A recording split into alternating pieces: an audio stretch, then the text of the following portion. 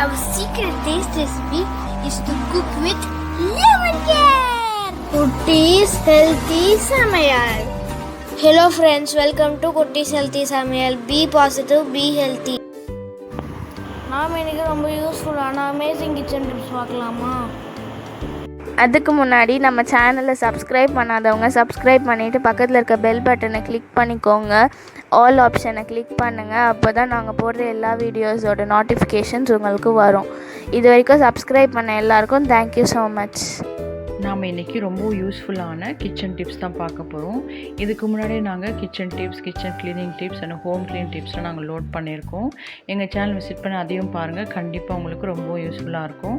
இந்த video skip பண்ணாமல் பாருங்கள். அப்போ தான் உங்களுக்கும் இன்ட்ரெஸ்டிங்காக இருக்கும், எங்களுக்கும் வந்து சப்போர்ட்டிவாக இருக்கும். ஃபர்ஸ்ட் டிப்பில் நம்ம என்ன பார்க்க போகிறோன்னா, கூட்டு, கீரை கடையல் அண்ட் சாம்பார் இதெல்லாம் எப்படி சுவையாக வைக்கிறதா பார்க்க போகிறோம். அதாவது கீரை கூட்டு நீங்கள் செய்யும்போது இது போல் கடலை பருப்பு, பாசிப்பருப்பு, துவரம் பருப்பு இது மூணுத்தையுமே நீங்கள் சேர்த்து செய்யும்போது கீரை கூட்டு எதுவாக இருந்தாலும் ரொம்பவும் டேஸ்டியாக இருக்கும். அதாவது துவரம் பருப்பு வந்து நீங்கள் 1/2 கப் எடுக்கிறீங்கன்னா பாசிப்பருப்பும் கடலை பருப்பும் சேர்ந்து 1/2 கப் எடுத்துக்கணும். அதுபோல் மெஷர்மெண்ட்டில் நீங்கள் சேர்ந்து செய்யும்போது எந்த கீரை கூட்டு நீங்கள் செஞ்சாலும் சூப்பர் டேஸ்ட்டாக இருக்கும். அதே போல் நம்ம பருப்பு வேக வைக்கும் போதே இது போல் பூண்டு, மஞ்சள், சீரகம் இதை ஆட் பண்ணி நீங்கள் செய்யும்போது ரொம்பவும் டேஸ்டியாக இருக்கும். ட்ரை பண்ணி பாருங்கள். அதே போல் நமக்கு சுரைக்காய் கூட்டு, கோசு கூட்டு இது போல் நீங்கள் செய்யும்போது நீங்கள் கடலை பருப்பு 1/2 கப் எடுத்திங்கன்னா ஒரு 2 ஸ்பூன் அளவுக்கு பாசிப்பருப்பு மிக்ஸ் பண்ணிக்கோங்க. இப்படி செய்யும்போது இந்த கூட்டு வகைகளும் ரொம்பவும் டேஸ்டியாக இருக்கும். ஏன்னா கடலை பருப்பு நமக்கு முழுசாக இருக்கும், சாப்பிடும்போது பாசிப்பருப்பு நல்லா குழஞ்சி வெந்து வரும். அப்படி நீங்கள் கூட்டு செய்யும்போது ரொம்ப சூப்பர் டேஸ்ட்டில் இருக்கும். அதே போல் கீரை கடையல் இது போல் சாம்பார் இதெல்லாம் வைக்கும்போது நீங்கள் பார்த்தீங்கன்னா 1/2 கப் அளவுக்கு துவரம்பருப்பு எடுத்திங்கன்னா அதில் 1/4 கப்போ இல்லை 1/4 கப்பு கொஞ்சம் குறைவாக நீங்கள் பாசிப்பருப்பு சேர்த்திங்கன்னா சாம்பாரோ இல்லை கீரை கடையலோ திக்காகவும் இருக்கும். அதே சமயம் டேஸ்ட் ரொம்ப சூப்பராக இருக்கும். இதில் நான் ஒரு 2 ஸ்பூன் அளவுக்கு பாசிப்பருப்பு ஆட் பண்ணுறேன் 1/2 கப் துவரம்பருப்புக்கு. இது போல் நீங்கள் செஞ்சு பாருங்கள். கண்டிப்பாக உங்கள் சமையல் சூப்பர் டேஸ்ட்டாக இருக்கும். ட்ரை பண்ணி பாருங்கள். அடுத்த டிப் நம்பர் 2ல் பார்த்தீங்கன்னா இது போல் சோம்பு, சீரகம், மிளகு இதெல்லாம் நம்ம ஸ்டோர் பண்ணும்போது எப்படி ஸ்டோர் பண்ணுறதான் பார்க்க போகிறோம். முக்கியமாக சோம்பு பார்த்திங்கன்னா ரொம்ப சீக்கிரம் நமக்கு வண்டு வந்துடும். இல்லைனா வந்து பார்த்திங்கன்னா நம்ம பவுடரை அரைச்சி வச்சோம்னா கட்டியாக ஆகிடும். ஏன்னா சோம்பு அவ்வளோ சீக்கிரம் கெட்டு போயிடும். ஸோ இதை வந்து நம்ம இது போல் லைட்டாக நல்லா சூடாக்கி ஆற வச்சு பாட்டிலில் ஸ்டோர் பண்ணி வச்சோம்னா இது வந்து வண்டு பிடிக்காது. அதே சமயம் பவுடர் ஆக்கும் போதும் அந்த பவுடர் நமக்கு எப்போவுமே வந்து நல்லா ஃப்ரெஷ்ஷாக இருக்கும், கெட்டு போகாது. மசாலா பொருட்கள் எல்லாமே அரைக்கிறதா இருந்தாலும் சரி இல்லை அப்படியே நம்ம ஸ்டோர் பண்ணுறதாலும் இது போல் சூடு பண்ணி ஸ்டோர் பண்ணிங்கன்னா கண்டிப்பாக கெட்டு போகாது. ட்ரை பண்ணி பாருங்கள். அடுத்த டிப் நம்பர் 3ல் பார்த்திங்கன்னா நம்ம ஏலக்காய் குறித்து தான் பார்க்க போகிறோம். நான் இன்றைக்கி ஒரு 10 ஏலக்காய் எடுத்திருக்கேன். இதெல்லாம் மீடியம் ஃப்ளேமில் வச்சு லைட்டாக நான் சூடு பண்ணி எடுத்துக்க போகிறேன். அதாவது அது கலர் மாறக்கூடாது, கருகக்கூடாது, அந்த அளவுக்கு நீங்கள் சூடு பண்ணி எடுத்துக்கோங்க. ஏன்னா நம்ம பொதுவாக ஏலக்காய் பவுடர் செய்யணும்னா என்ன பண்ணுவோன்னா சுகரோடு சேர்த்து தான் நம்ம அரைப்போம். அப்போ தான் அது நல்லா நமக்கு நைஸாக அரைஞ்சி வரும். இல்லைன்னா அதோட தோல் பகுதியெலாம் பார்த்திங்கன்னா நமக்கு நார் போல் அப்படியே நிற்கும், அப்படியே அரைச்சோம்னா. அதனால் இது போல் நீங்கள் மீடியம் ஃப்ளேமில் வச்சு நல்லா சூடு பண்ணி எடுத்துக்கோங்க. அதோட கலர் சேஞ்ச் ஆகாமல் சூடு பண்ணி எடுத்த பிறகு நம்ம ஆற வச்சு மிக்ஸியில் நல்லா நைஸாக பவுடரை அரைச்சிக்கலாம். நான் இன்றைக்கி 10 ஏலக்காய் வரைக்கும் தான் அரைக்கிறேன். நீங்கள் எவ்வளோ தேவையோ அந்த அளவுக்கு நீங்கள் அரைச்சிக்கோங்க. ஏன்னா நம்ம ஸ்வீட்லலாம் ஆட் பண்ணும்போது கண்டிப்பாக பவுடராக தான் ஆட் பண்ணுவோம். அப்போ தான் அந்த வாசமும் நமக்கு நல்லாயிருக்கும், டேஸ்ட்டும் ரொம்ப நல்லாயிருக்கும். அதனால் எல்லாமே நீங்கள் இது போல் பவுடர் பண்ணியும் வச்சுக்கலாம். அவ்வளோதான், நம்மளுடைய ஏலக்காய் பவுட்ரு பாருங்கள் சூப்பர் ரெடி ஆகிடுச்சு, நல்லா அரைஞ்சி வந்துடுச்சு. இன்னும் நீங்கள் நிறைய ஏலக்காய் இது போல் வறுத்து அரைச்சிங்கன்னா இன்னும் நல்ல நைஸ் பவுடராக கிடைக்கும். நான் ரொம்ப குறைவான மெஷர்மெண்ட் எடுத்திருக்கேன்.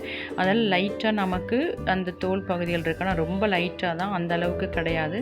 நல்ல பவுடராக கிடச்சிருக்கு பாருங்கள். இது நம்ம ஸ்வீட்ஸ்லாம் சட்டுன்னு ரெடி பண்ணும்போது இப்படி நம்ம யூஸ் பண்ணிக்கலாம்.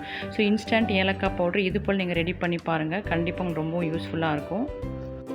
அடுத்த டிப் நம்பர் 4ல் பார்த்திங்கன்னா லெமன் குறித்து தான் பார்க்க போகிறோம். நம்ம எப்போயும் ஒரு 1/2 லெமன் யூஸ் பண்ணுவோம். அதாவது பிரியாணிக்கு போடுறதுக்கோ இல்லை வேறு ஏதாவது டிஷ்க்கு யூஸ் பண்ணிட்டு மீதி அப்படியே எடுத்து வச்சோமா ட்ரை ஆகிடும், ஜூஸே வராது. அதை இது போல் ஒரு சின்ன பவுலில் வச்சு அது மேலே ஃபுல்லாக கவர் ஆகும்படிக்கு இது போல் டிஷ்யூவோ இல்லை ஆர்டினரி நியூஸ் பேப்பர் கூட நீங்கள் வச்சு நல்லா க்ளோஸ் பண்ணி வைக்கலாம். இது போல் க்ளோஸ் பண்ணிவிட்டு ஃப்ரிட்ஜில் எடுத்து அப்படியே ஸ்டோர் பண்ணுறங்க. இது 1 வீக் ஆனாலும் உங்களுக்கு வந்து ட்ரை ஆகாது, நல்ல ஜூஸ் நமக்கு கிடைக்கும். இது 1 வீக் கழித்து தான் நான் இதை எடுத்தேன். இந்த லெமன் பாருங்கள், நம்ம 1/2 லெமனில் ஃப்ரெஷ்ஷாக பிழியும் போது எந்த அளவுக்கு ஜூஸ் கிடைக்குமோ அந்த அளவுக்கு கிடச்சிருக்கு பாருங்கள். இதே போல் தான் இன்னொரு டைமும் நான் காட்டுறேன். இன்னொரு டைம் பார்த்திங்கன்னா நியூஸ் பேப்பரில் நல்லா க்ளோஸ் பண்ணி வச்சுருந்தேன். அதாவது நாம் பிரியாணிக்கு நான் யூஸ் பண்ணும்போது ஒரு ஆஃப் லெமன் அந்த ஜூஸ் பிழிஞ்சு விட்டு மீதி ஆஃப் அப்படியே எடுத்து வச்சு அந்த நியூஸ் பேப்பர் போட்டு க்ளோஸ் பண்ணி வச்சுருந்தேன். இப்போ இதையும் நான் பிழிஞ்சு காட்டுறேன் பாருங்கள். மேலே நமக்கு பார்க்குறதுக்கு ட்ரை ஆன போல் இருக்கும். ஆனால் ஜூஸ் பாருங்கள் எவ்வளோ வருது. இது கரெக்டாக 1 வீக். இது அடுத்த வாரம் பிரியாணி செய்யும்போது நான் இந்த லெமன் பிழிஞ்சு எடுத்தேன். எந்த அளவுக்கு நமக்கு ஜூஸ் கிடச்சிருக்கு பாருங்கள். உள்ளவும் நமக்கு அதே போல் ஃப்ரெஷ் லெமன் எப்படி பிழியுமோ அதே போல் அந்த பிரிசில்ஸ்லாம் இவ்வளோ நல்லா ஃப்ரெஷ்ஷாக இருக்குது பாருங்கள். எவ்வளோ ஜூஸ் கிடச்சிருக்கு. மீதி எடுக்கிற லெமனை அப்படியே நம்ம ஃப்ரிட்ஜில் ஸ்டோர் பண்ணோம்னா ட்ரை ஆகிடும், ஜூஸே கிடைக்காது நமக்கு. பட் இது போல் நீங்கள் ஸ்டோர் பண்ணி பாருங்கள், அப்படியே ஃப்ரெஷ் ஜூஸ் எடுக்கிற மாதிரியே இருக்கும். முக்கியமாக என்னோடய எக்ஸ்பீரியன்ஸில் பார்த்தீங்கன்னா டிஷ்யூ பேப்பரோட நியூஸ் பேப்பர் தான் ரொம்ப எஃபெக்டிவாக இருந்தது. நியூஸ் பேப்பரில் மடித்து வச்சு அந்த லெமன் பார்த்திங்கன்னா அப்படியே ஃப்ரெஷ்ஷாக இருந்து. ஸோ ட்ரை பண்ணி பாருங்கள், உங்களுக்கு கண்டிப்பாக யூஸ்ஃபுல்லாக இருக்கும்.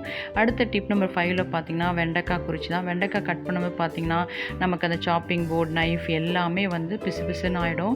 அடுத்த வெஜிடபிள் கட் பண்ணும்போது நமக்கு ரொம்ப கஷ்டமாக இருக்கும். நம்ம அலசி வைக்கும்போதும் அந்த பிசுப்பு தன்மை போகாது. இதுக்கு லெமனும் நீங்கள் யூஸ் பண்ணலாம். அப்படி இல்லைனா லெமன் சட்டுன்னு வீட்டில் இல்லைனா இது போல் ஆயில், குக்கிங் ஆயில் எடுத்து இது போல் சாப்பிங் போர்டில் நீங்கள் ஒரு 1/4 ஸ்பூன் அளவுக்கு விட்டுருங்க. விட்டு கையில் இது போல் தேய்க்காதீங்க. ஏன்னா சில டைம் நமக்கு குக்கிங் போர்டு வந்து வுட்டில் இருக்கிற தொட்டு அந்த பிசுறு வந்து நம்ம கையில் ஏறத்துக்கும் சான்சஸ் இருக்குது. ஸோ இது போல் ஒரு டிஷ்யூ வச்சோ இல்லை சின்ன காட்டன் கிளாத் வச்சோ இது போல் தடவி விட்டுருங்க. அதே போல் நைஃப்லேயும் கொஞ்சமாக எண்ணெய் நீங்கள் தடவி விட்டு இது போல் கட் பண்ணும்போது பாருங்கள் வெண்டைக்காவோட அந்த பிசு தன்மையே ஒட்டாது. ட்ரை பண்ணி பாருங்கள், கண்டிப்பாக உங்களுக்கு யூஸ்ஃபுல்லாக இருக்கும். ஸோ நாங்கள் இந்த வீடியோ ஷேர் பண்ணியிருக்க எல்லா டிப்ஸுமே கண்டிப்பாக உங்களுக்கு யூஸ்ஃபுல்லாக இருக்கும். நீங்கள் ட்ரை பண்ணி பார்த்துட்டு உங்கள் எக்ஸ்பீரியன்ஸை எங்களுக்கு கமெண்ட் பண்ணுங்கள், லைக் பண்ணுங்கள், அதை தொடர்ந்து சப்போர்ட் பண்ணுங்கள். தேங்க்யூ. மற்ற ரெசிபீஸோட லிங்க்ஸ் எல்லாம் டிஸ்கிரிப்ஷன் பாக்ஸில் இருக்குது. உங்களுக்கு இந்த வீடியோ பிடிச்சிருந்ததுன்னா லைக் பண்ணுங்கள், ஷேர் பண்ணுங்கள், கமெண்ட் பண்ணுங்கள், சப்ஸ்கிரைப் பண்ணுங்கள், பக்கத்தில் இருக்க பெல் பட்டனையும் கிளிக் பண்ணுங்கள். பாய்.